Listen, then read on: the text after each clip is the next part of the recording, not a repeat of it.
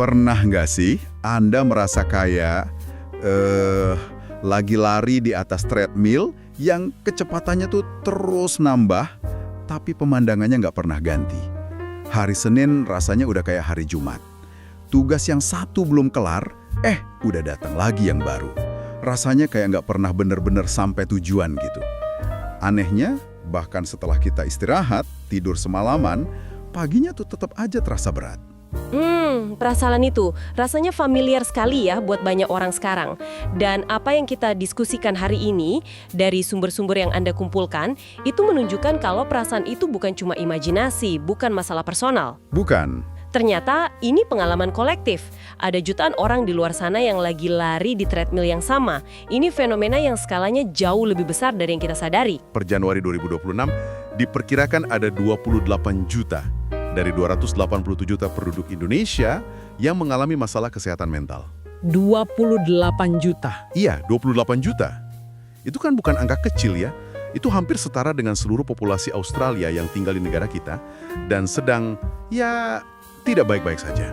Ini bukan lagi soal individu, ini isu kesehatan publik. Persis. Dan kalau kita gali lebih dalam lagi ya, yang paling bikin saya khawatir dari data itu sebenarnya bukan angka 28 jutanya, tapi pernyataan dari Menkes Budi Gunadisadikin yang bilang ini kemungkinan besar hanyalah puncak gunung es. Kalimat itu kan menyiratkan ada sebuah krisis tak terlihat, yang skalanya mungkin nggak bisa kita bayangkan sepenuhnya. Artinya, di bawah permukaan ada jauh lebih banyak lagi orang yang berjuang dalam diam. Mungkin karena stigma atau karena bingung harus mulai dari mana. Oke, ini pertanyaan besarnya. Kenapa? Kenapa begitu banyak dari kita yang merasa seperti ini? Sumber-sumber yang kita bedah ini menunjuk ke beberapa akar masalah yang sangat relevan dengan kehidupan di Indonesia sekarang. Ada tekanan ekonomi yang maksa banyak orang kerja ganda. Terus, ada budaya kerja yang seolah-olah menormalisasi jam kerja yang, panjang banget. Saya baca data BPS, Agustus 2025 di sini, sekitar 25% pekerja kita itu bekerja lebih dari 49 jam seminggu. Wow. Itu kan jauh di atas standar 40 jam. Nah, yang menarik di sini, kalau menurut Dr. Wisnu Setiadi Nugroho, salah satu sumber kita, jam kerja panjang ini bukan melulu soal ambisi atau hustle culture gitu loh. Oh, bukan itu. Bukan. Ini lebih dalam dari itu.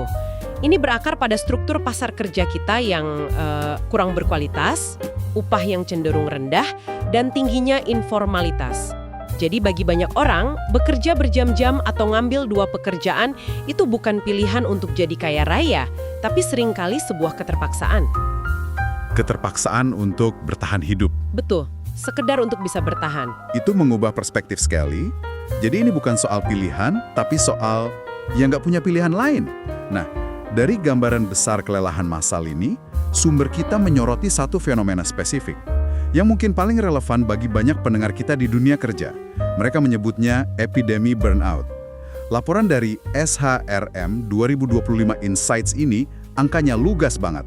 52% karyawan di Indonesia mengalaminya. Lebih dari separuh. Iya, lebih dari separuh. Dan kalau kita bedah lagi, ada satu kelompok yang paling terdampak, generasi Z. Ini yang cukup mengkhawatirkan. Ada data yang bilang 91% dari mereka itu menghadapi tantangan kesehatan mental. Di konteks Indonesia, salah satu sumber menyoroti sektor keuangan, di mana 6 dari 10 pekerja Gen Z itu mengeluhkan stres kerja dan burnout. Bayangin deh, generasi yang baru napak di dunia kerja udah disambut dengan tekanan sebesar itu. Tunggu sebentar. 91% dari Gen Z? Iya. Itu angka yang luar biasa tinggi. Artinya, hampir setiap anak muda yang kita temui di sekitar kita, kemungkinan besar lagi berjuang ya. Apa sih yang bikin generasi ini begitu rentan menurut sumber-sumber kita? Ini benar-benar bikin saya berhenti sejenak. Ada beberapa faktor yang saling terkait sih. Pertama, mereka masuk dunia kerja di era pasca pandemi, di mana batas antara kerja dan hidup pribadi itu jadi kabur banget. Kerja dari rumah itu ya? Betul. Kedua, tekanan ekspektasi dari media sosial, di mana semua orang kelihatan sukses, itu nyata sekali dampaknya. Dan ketiga, mungkin ada ketidaksesuaian antara apa yang mereka harapkan dari dunia kerja dengan realitas yang mereka hadapi. Kombinasi ini menciptakan semacam perfect storm untuk burnout. Saya jadi mikir bedanya lelah biasa setelah kerja keras dengan burnout yang sesungguhnya itu apa ya? Kadang-kadang kan batasnya tipis sekali. Betul, betul. Sumber-sumber ini ngejelasin gejalanya itu ada 3. Pertama, kelelahan fisik dan emosional yang ekstrim. Rasanya kayak baterai Anda benar-benar habis. Kedua, muncul perasaan sinis atau mental yang jauh dari pekerjaan. Anda mulai apatis gitu. Dan ketiga, merasa tidak efektif dan gak ada pencapaian. Masalahnya banyak dari kita nggak sadar sedang menuju ke sana. Kita sering salah menafsirkan sinyal-sinyal itu kan? Kita bilang ke diri sendiri, mungkin aku kurang kuat. Atau namanya juga kerja, ya begini. Iya, harus lebih kuat lagi. Nah, itu dia. Padahal itu adalah tubuh dan pikiran kita yang lagi coba berkomunikasi, lagi menyalakan lampu peringatan. Dan sistem kerja hybrid ini, seperti yang Anda sebut tadi, seolah-olah ngerusak sensor di dashboard kita. Kita jadi nggak tahu lagi kapan mesinnya benar-benar panas. Karena ya, kantor ada di kamar tidur, dan kamar tidur ada di kantor. Nah, saat lampu peringatan itu mulai nyala, naluri pertama kita seringkali bukan menepi ke bengkel, tapi justru panik dan cari cara aneh buat matiin lampunya. Disinilah kita masuk ke jebakan yang disebut mekanisme coping yang nggak sehat. Saya penasaran, kalau kita bicara jalan pintas yang salah, bentuknya di kehidupan sehari-hari itu kayak gimana? Bentuknya bisa sangat subtil. Yang paling umum, dan ini ironis ya, adalah isolasi sosial. Saat kita paling butuh dukungan, kita justru narik diri dari teman dan keluarga. Merasa nggak ada yang ngerti? Betul, merasa nggak ada yang akan mengerti. Lalu ada pelarian digital. Ini umum banget sekarang. Kita menenggelamkan diri berjam-jam di media sosial, nonton serial tanpa henti, atau main game sampai larut malam. Tujuannya untuk mematikan pikiran, tapi efek sampingnya seringkali malah bikin kita merasa lebih buruk. Entah karena perbandingan sosial, atau karena merasa buang-buang waktu. Saya harus ngaku, laporan screen time di ponsel saya minggu lalu cukup bikin saya merenung. Jadi saya sangat paham maksud dari pelarian digital ini. Gampang banget kejebak di sana. Tentu saja, karena itu ngasih kelegaan instan. Selain itu, ada juga kebiasaan yang lebih kelihatan dampaknya. Misalnya, konsumsi kafein atau gula berlebihan untuk mendorong energi yang sebenarnya udah nggak ada. Ada emotional eating, makan bukan karena lapar tapi untuk menenangkan perasaan. Atau sebaliknya, belanja impulsif untuk mengisi kekosongan. Secara psikologis, ini semua tuh kayak makan permen untuk sakit gigi. Analogi yang bagus. Rasanya manis dan enak sesaat, tapi nggak pernah menyelesaikan akar masalahnya. Justru bisa bikin masalahnya lebih parah dalam jangka panjang. Biar lebih kebayang, di sini ada satu cerita nyata yang menarik dari sumber kita. Seorang karyawan fintech di Jakarta, umurnya 26 tahun. Dia kerja 60 jam seminggu, terus-menerus di bawah tekanan target. Dia mulai ngerasain semua gejala burnout tadi. Lelah luar biasa, sinis, merasa gagal. Jalan pintas yang diambil, minum alkohol tiap malam biar bisa tidur, terus main game online sampai jam 3 pagi. Pelan-pelan, dia berhenti ngangkat telepon dari teman-temannya. Ini potret yang sangat jelas tentang gimana burnout dan coping yang salah bisa jadi lingkaran setan. Kisah itu sangat relevan dan nunjukin betapa mudahnya kita tergelincir ke dalam siklus itu tanpa sadar. Nah, disinilah kita perlu berhenti dan memaknai ulang semua ini. Ada satu kalimat kunci dari materi kita yang menurut saya kuat banget. Kelelahan mental bukanlah tanda kelemahan, tetapi sinyal dari tubuh dan pikiran bahwa ada sesuatu yang perlu diperhatikan. Saya suka sekali kalimat itu. Itu mengubah semuanya.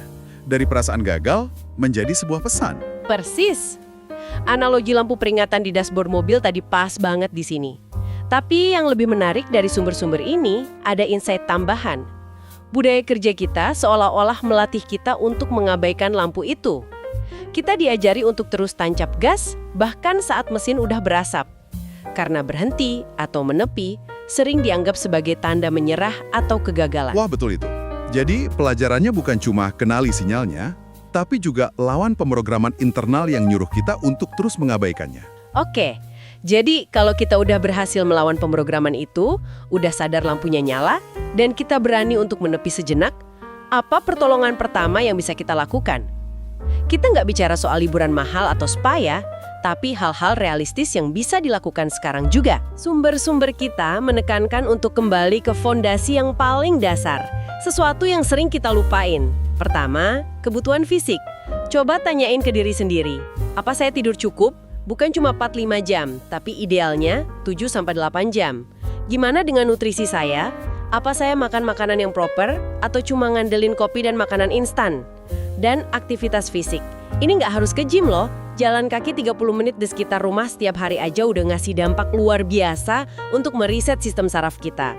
Selain fondasi fisik itu, ada satu keahlian yang disebut di sini sebagai sesuatu yang krusial, yaitu menetapkan batasan atau boundaries. Sejujurnya, ngomongin soal bilang tidak itu gampang, tapi prakteknya di budaya kita kan susah sekali ya. Ada rasa nggak enakan, takut dianggap nggak kooperatif. Atau nggak profesional, iya. Ini memang sebuah latihan. Batasan itu bukan tembok untuk menjauhkan orang, tapi pagar untuk melindungi energi kita. Mulai dari yang kecil aja. Misalnya menetapkan batas yang jelas antara waktu kerja dan pribadi. Matikan notifikasi email atau grup WhatsApp kantor setelah jam kerja. Jangan bawa laptop ke tempat tidur. Dan yang paling penting, tanamkan dalam pikiran bahwa istirahat itu bukan kemalasan. Istirahat adalah kebutuhan biologis sama kayak makan dan minum. Istirahat itu bagian dari pekerjaan itu sendiri supaya kita bisa kerja dengan baik. Dan bagian dari batasan itu adalah justru memberi izin pada diri sendiri untuk terhubung kembali dengan orang lain ya, bukan mengisolasi diri. Disinilah kekuatan dukungan sosial dibahas. Betul sekali. Dukungan sosial ini punya apa yang oleh para psikolog disebut efek penyangga atau buffering effect. Bayangin stres itu kayak hujan deras. Dukungan sosial adalah payung kita. Saya suka analogi itu. Payungan nggak menghentikan hujan ya, tapi ia melindungi kita dari basah kuyup. Berbagi cerita dengan orang yang kita percaya, itu bisa ngasih perspektif baru, ngingetin kita bahwa kita nggak sendirian, dan secara harfiah memperkuat daya lenting kita. Saya setuju soal dukungan sosial itu penting. Tapi mari kita jujur, nggak semua orang punya payung itu. Gimana kalau lingkungan teman atau keluarga kita justru jadi sumber stres? Apakah sumber-sumber ini membahas apa yang harus dilakuin ketika support system kita justru terasa toksik?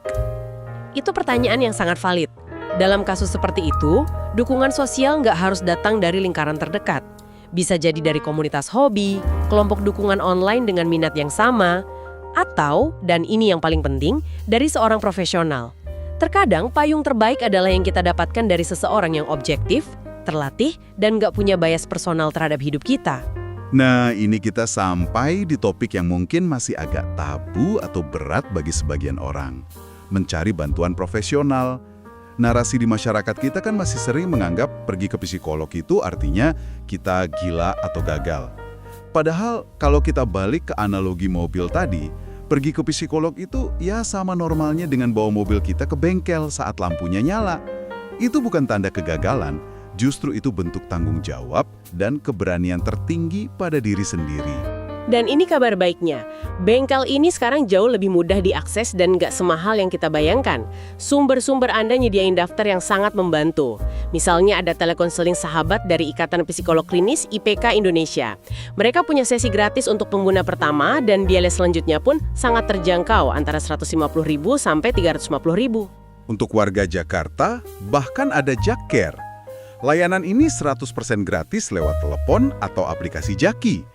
Bisa langsung konsultasi dengan psikolog profesional. Ada juga organisasi nirlaba seperti Yayasan Pulih yang menyediakan konseling gratis dan layanan darurat. Intinya, bantuan itu ada. Pertanyaannya bukan lagi apakah ada bantuan, tapi apakah kita mau dan berani untuk menjangkaunya. Saya jadi ikut merenung, jika ada begitu banyak sumber daya, apa ya yang selama ini menahan kita?